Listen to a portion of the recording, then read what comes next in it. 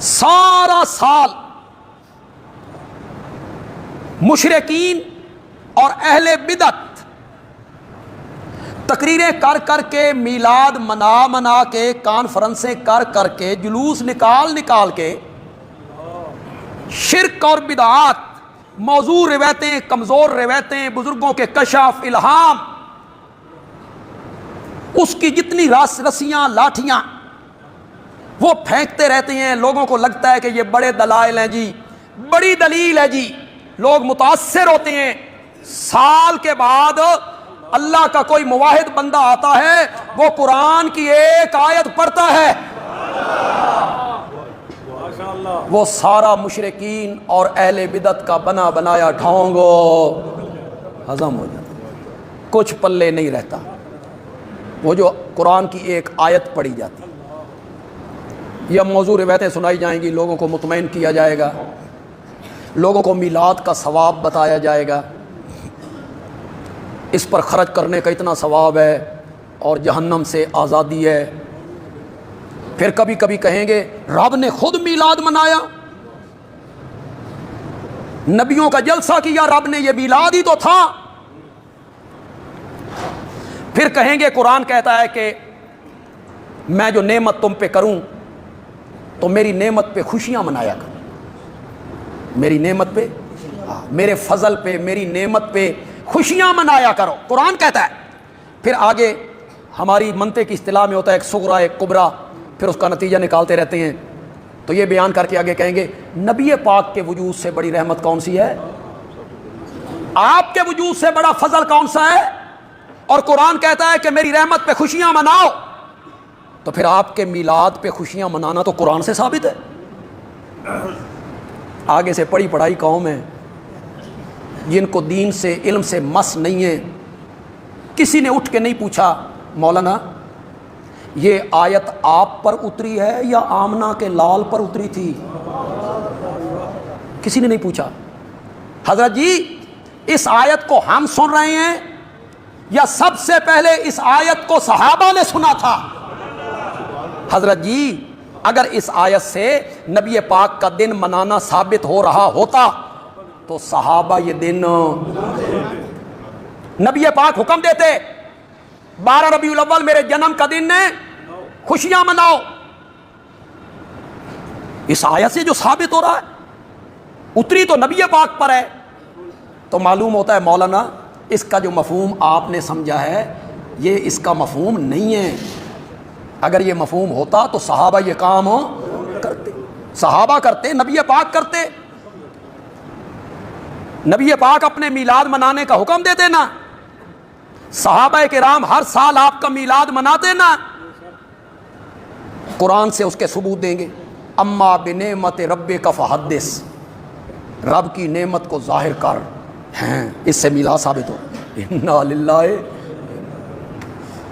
کبھی کبھی کہیں جب آپ پیدا ہوئے تو جبریل آیا، اس نے بیت اللہ پر ایک جھنڈا گاڑا اور ایک جھنڈا لے کے وہ مشرق مغرب تک پھرا، اس سے جھنڈوں کا لگانا ثابت ہو گیا کہ اس مہینے میں، اس دن میں کیا لگانے چاہیے، جھنڈے لگانے چاہیے۔ کہ آپ کی پیدائش کے دن جبریل نے لگایا، بیت اللہ پہ لگایا، جھنڈا لے کے اس نے چکر لگایا دنیا کا۔ میں نے کہا یہ جبریل نے بیت اللہ پہ جھنڈا لگایا اور جبریل جھنڈا لے کے پوری دنیا میں پھرا، اے تین اللہ دسیا، تجھے کس نے بتایا؟ بھئی کس نے بتایا ہوگا؟ بولتے کیوں نہیں؟ بھئی نبی پاک نے ہی بتایا ہوگا نا، اور کون، اور کیا صورت ہے بتانے کی؟ رب تو تجھے بتا کے نہیں گیا، نہ تجھے جبریل بتا کے گیا، تو یہ میرے آقا نے بتایا ہوگا نا کہ میری پیدائش کے دن جبریل جھنڈا لے کے آیا، بیت اللہ پہ لگایا۔ تو جس نبی نے بتایا اس نے خود یہ عمل کر کے کیوں نہیں دکھایا؟ صحابہ کو کیوں نہیں کہا تجھے بتایا نبی پاک نے؟ دنیا کی جو جھوٹی روایت ہے، خدا کی قسم بہت افسوس ہوتا ہے، میں بہت کم علم، کم فہم، نالائق آدمی، کم عمل، کوئی ہے نبی اکرم صلی اللہ علیہ وسلم کے مقابلے میں میری وہ حیثیت بھی نہیں ہے جو آپ کی جوتی مبارک کے تلوے کے نیچے لگے ہوئے مٹی کے کروڑویں حصے کی ہوتی. میں ایک بات نہیں کہتا, میں جمعے پہ تقریر کرتا ہوں, میں وہ بات نہیں کہتا. آپ کل بازار میں جا کے کہتے ہیں بندیالوی نے یہ بات کہی ہے, اس کو کیا کہیں گے؟ بہتان. کس پر؟ مجھ پر. کتنا گناہ ہے؟ تمہیں ممبر و محراب پر بیٹھ کر شرم نہیں آتی؟ کائنات کے تاجدار پہ بہتان لگاتے پھرتے ہو. جو بندہ کہہ دے قال النبی، ایسے نہیں ہوتا جناب. جو بندہ اٹھے وہ کہے قال النبی صلی اللہ علیہ وسلم، نہیں، اس کی سند پیش کرو، سند لاؤ، اس کی سند. بغیر سند کے بات معتبر نہیں ہوگی. یوں ہی جو بندہ کہے نبی پاک نے یوں فرمایا، نبی پاک نے یوں فرمایا، اس کی سند پیش کرو. جھوٹی روایتیں پیش کرتے رہتے ہیں. آپ کی ولادت کا ذکر کرنا باعث اجر ہے. سمجھ رہے ہو کہ نہیں سمجھ رہے ہو؟ آپ کی ولادت کا تذکرہ کرنا، اس سے کوئی انکار نہیں ہے. جب تم اسے دوسرا رخ دے دیتے ہو، ولادت کا ذکر نہیں کرتے.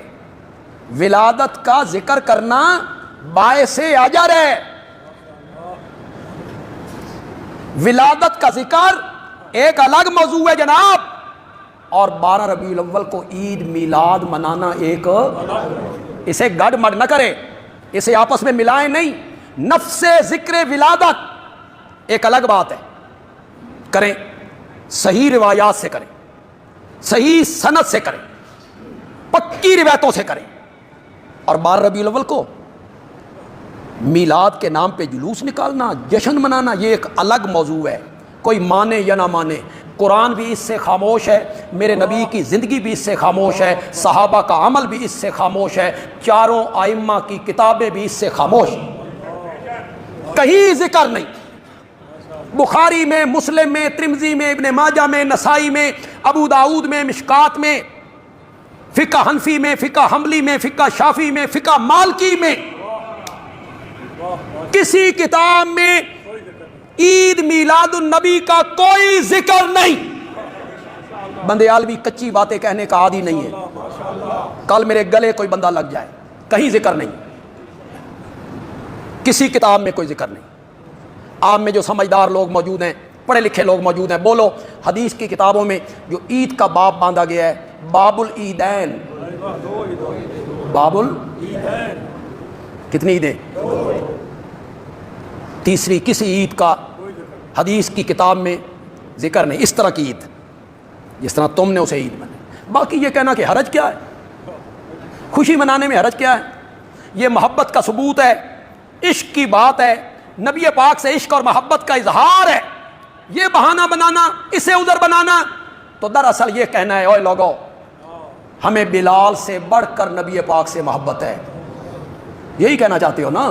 ہمیں صدیق اکبر سے بڑھ کر نبی پاک سے محبت ہے. انہوں نے یہ کام نہیں کیا محبت میں، اور آپ کو سمجھ آئی کہ یہ بھی محبت ہے. محبت کا پیمانہ، محبت نبوی کا ترازو، محبت نبوی کا معیار وہ نہیں ہے جو میں کر رہا ہوں، وہ نہیں ہے جو تم کر رہے ہو. محبت نبوی کا معیار میرے نبی کے صحابہ ہیں، صحابہ معیار ہیں.